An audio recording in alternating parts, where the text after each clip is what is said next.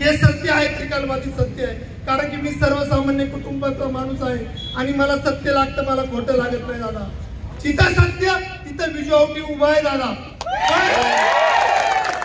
आज आपण अशा मोडवरती आहोत का मला माहित आहे एका कुटुंबाचे या ठिकाणी आज 2 कुटुंब झाले.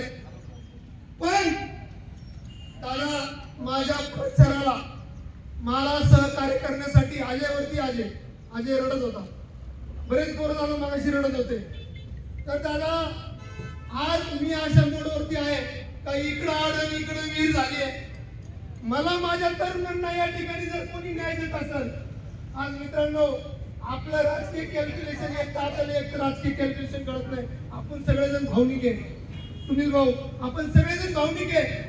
आज मी या मोडवरती आहे दादा का माझा बळी राजकारणामध्ये असं कोणी माझा बळी घेऊ शकत नाही. राजकारणामध्ये जर मला या ठिकाणी जर माझ्या युवकांसाठी, माझ्या माता भगिनींसाठी, माझ्या गोरगरीब जनतेसाठी, शेतकऱ्यांसाठी जर मला माझ्या बरोबर माझ्या प्रचारात आणि माझ्या अडचणीमध्ये माझ्या माता भगिनी उभे राहिल्या, माझे युवक उभे राहिले, माझे ज्येष्ठ मंडळी उभे राहिले.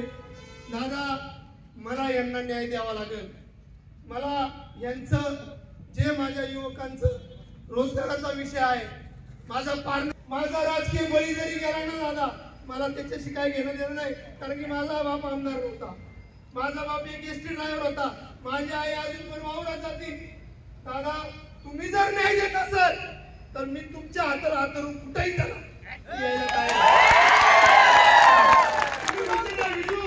आज तू कोल्ड एअर उडी टाक. मला माझ्या कुटुंबाला मी तुळशी पत्र ठेवलेलं आहे. मला आत्ताच माझा एक सहकारी म्हटला, अरे तुझं काय? म्हटलं माझं काही नाही, हजारो युवक माझ्या पाठीमागे उभे आहेत ना, त्या हजारो युवकांसाठी माझा राजकीय बळी गेला ना तरी मला काय अडचण नाही.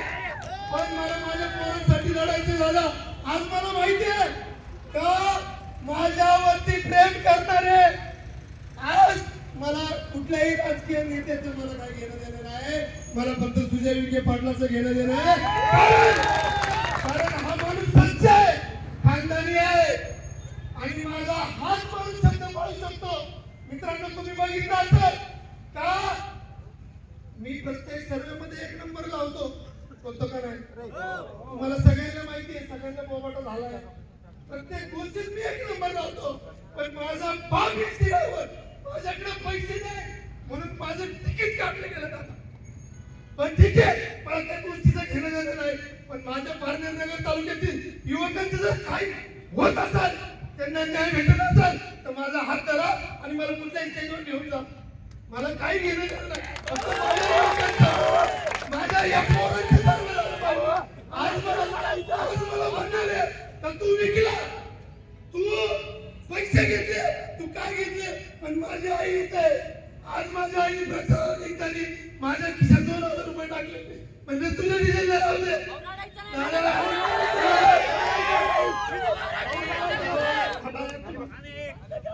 मला काय घेणं नाही. ठीक आहे मला कळलं, मला काय घेणं नाही. पण माझ्यासाठी जे युवक डबा बांधून फिरत होते ना, आज माझ्या सतीशला या ठिकाणी घरात घेऊन शिवाय दिले. अरे बँकेवर म्हणते तू विजूचं काम करतो का, तू तुझ्या विकेचं काम केलं का, काय करायचं दादा मी. माझ्या पाठीमागे जर कोणी उभं नाही राहिलं तर मी या लेकराला कसा न्याय देऊ? मी नाही न्याय देऊ शकत. आज तुमच्या शेजारी सर बसले, सर बदली केली, इकडे राग घेतला. कसं त्या माणसाची पोरगी आजारी, त्या माणसाच्या पोरीला कॅन्सर झालाय. आता अशा अडचणीत आमच्या ठिकाणी आमचं शेखर आहे, शेखरचं काम बंद पाडलं लावलं. त्या ठिकाणी काम बंद पाडलं, माझ्या बिझनेसला त्या ठिकाणी मारलं. मला केलेलं नाही राजकारणाचं. पण माझ्या जर युवकांचं तुम्ही चांगलं करणार तर मला राजकारणाचं काही घेणं नाही. मी आजही उठवते, माझा बाप काय एसटी ड्रायव्हर होता, मला काही घेणं नाही राजकारणाचं. माझ्या जीवनात संघर्ष आहे ना, मी संघर्ष करतो, मी बरोबर तो सगळ्यांना. पण माझ्या युवकांना न्याय देतो. मी तुमच्या शब्दाच्या पुढे नाही आई शपथ, मी तुमच्या शब्दाच्या पुढे नाही. तुम्ही यांना न्याय द्या, तुम्ही म्हणतात तसं. एवढंच बोलताना या ठिकाणी थांबतो.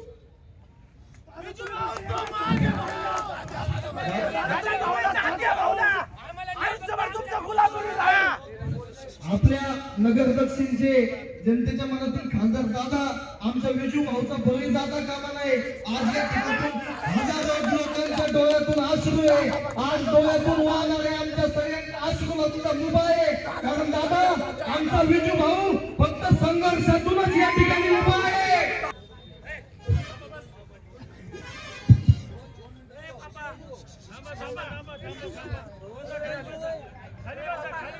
आज पारनेर शहरामध्ये आपल्या सर्वांचे मित्र आणि माझे भाऊ माननीय विजयराव औटी यांच्या या प्रचाराच्या कार्यक्रमाला उपस्थित असलेले सर्व, त्यांच्यावर प्रेम करणारे आलेले सर्व युवक मित्र, आलेले सर्व सन्माननीय पत्रकार, आलेले सर्व पारनेर आणि पंचकृषीमधून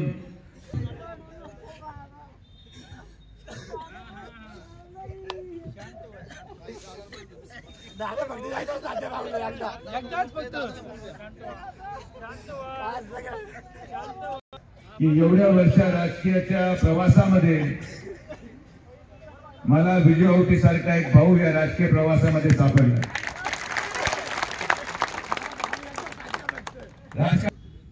जसं तुम्ही म्हटले की जनतेच्या मनातला खासदार, जसं तुम्ही मला उपमा देतात, आज ज्या पद्धतीचा प्रवास मागच्या 2 वर्षामध्ये विजू आणि त्याच्या लोकांच्या मनातला आमदार हा विजू सदाशिव औटीच आहे। राजकारणामध्ये संधी आणि संघर्ष प्रत्येकाच्या नशिबाला असतो। तू संघर्ष केला आणि चांगला संघर्ष करणारा माणूस, सक्षम असलेल्या माणसाला त्रास घ्यावा लागतो। मी काही कामं कमी केले होते या पारनेर शहराच्या आणि पारनेर तालुक्याच्या विकासासाठी, या नगर दक्षिणेच्या विकासासाठी जेवढं काम मी केलं तेवढं आजपर्यंत कुठल्याच खासदारांनी केलं नव्हतं। तरी सुद्धा आपल्याला पराभवाला सामोरे जावं लागलं। जनता राजधानी सर्वश्रेष्ठ असते। जनतेचा निर्णय हा जेव्हा जनता घेते तेव्हा ते घेत असताना त्यांना हे कळत नसतं की वास्तविकता काय आहे, आणि ते चित्र दाखवलं जातं त्याच्या आणि वास्तविकतेमध्ये अंतर काय आहे दुर्दैवाने जनतेला कळालं नाही। आपण सगळे लढलो, ताकदीने लढलो, परत उभं राहिलो। आणि मी एक गोष्ट आवर्जून सांगतो की पारनेर लोकसभेमध्ये निवडणुकीनंतर ज्या पद्धतीचा उत्मा त्या ठिकाणी केला गेला, जर विजू औटी नसता तर कोणीही कार्यकर्ता शिल्लक राहिला नसता। ही कामगिरी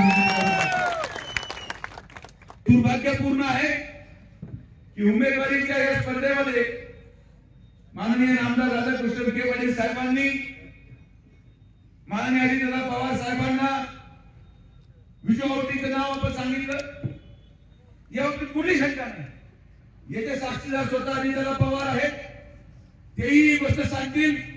पण राजकारणामध्ये प्रत्येकावर प्रसंग येतो आणि प्रसंग आल्यावर योग्य तो निर्णय घेणं देखील तितकंच आवश्यक आहे। राजकारणामध्ये भावनेला जागा नसते। राजकारणामध्ये सर्वसामान्य युवकांना काय वाटतं यापेक्षा आज काळाची गरज काय आहे हे आपल्याला ओळखणं गरजेचं आहे। आज या तालुक्याच्या युवकांना आयुष्य आणि आरोग्य देण्यासाठी निर्णय कोणता योग्य आहे तो घेणं आवश्यक आहे। आज आपल्या या तालुक्याच्या सर्वसामान्य गोरगरीब जनतेला मनामध्ये असलेली भीती, ही भीती काढण्यासाठी कोणता निर्णय घेणं योग्य आहे तो निर्णय घेणं आवश्यक आहे। सुजय विखेच्या मनाला काय वाटतं, सिद्धांत आंधळेच्या मनाला काय वाटतं, सचिन वरळच्या मनाला काय वाटतं, उचाळ्याच्या मनाला काय वाटतं, प्रत्येक व्यक्तीच्या मनाला काय वाटतं यापेक्षा समाज हित आणि जनतेचं हित आणि बेरोजगारांना रोजगार देण्यासाठी योग्य निर्णय काय, हा सगळा निर्णयाचा अभ्यास करूनच मी आज एवढ्या दिवसानंतर इथपर्यंत आलो।